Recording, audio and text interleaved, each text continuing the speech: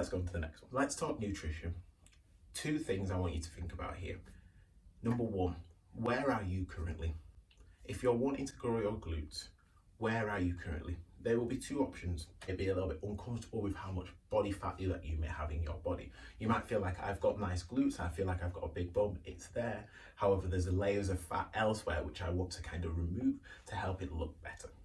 Or you fall into the second camp of you feel like you've got no glutes whatsoever and you're wanting to build them up and you don't have that much excess fat on your body and you kind of want to give yourself more shape. The two ways that I kind of talk about it is like this. You'll have somebody who needs to carve out their sculpture and get rid of the excessive rock on the outside, and you'll have somebody who is building their sculpture. They've got all the materials, but they just need to build it up. Whichever camp that you fall in, your nutritional approach is completely different. I'm going to break down both of them now.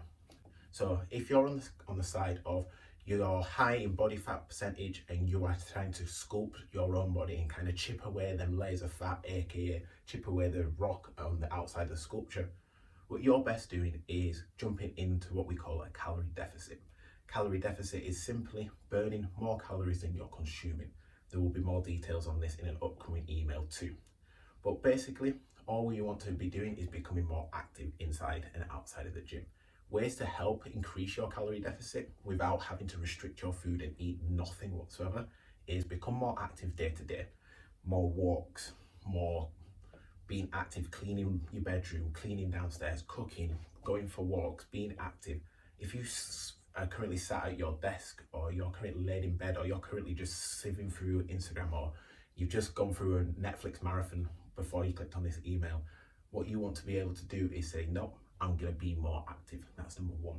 Number two, increase the amount of protein that you have within your diet, because protein is an amazing source to keep you full for longer. So the more protein that you intake, the less likely you are to feel hungry all the time. And that's going to be massive for when you're in a calorie deficit, as you're going to be eating less food than you're burning. The third thing that I would really incorporate is having fluids on board and rest, making sure that you don't leave yourself too dehydrated, as most of the time when you're dehydrated, you're more likely to eat sugar, more likely to snack, more likely to go over your calorie deficit, and most likely to cry and be upset. I know this firsthand. If you're on the other side of things, there you've got all the materials, you've got your rock, you've got your hammer, and you want to build your sculpture up, aka that you are quite lean, but you feel like you've not got a bum, you want to build that, you really want to build that shelf. The best thing that I would say to you is to eat in a calorie surplus. Calorie surplus is eating more calories than you're currently burning, you to put on more muscle. You say that because calories help improve your energy balance, and the more energy that your body has, the more ability it has to grow lean muscle tissue. What you want to be able to do on this is have healthy, whole grains, whole foods during this. You don't want to do what you may see or may heard, dirty bulking, where you just eat whatever you want and just say, well, I need calories, so I'm going to eat whatever I want to put on the weight to help me gain the muscle. Because you want to make sure that when you are putting on the size and you are eating more calories, that we are adding excess fat to your body, or else you'll get to a stage where you've put on loads of muscle, a ton of fat, and you currently think that's not what I expected. We want to build lean muscle with as little fat as possible, keeping your body fat at the low percentage while we build up onto them. Protein's a must.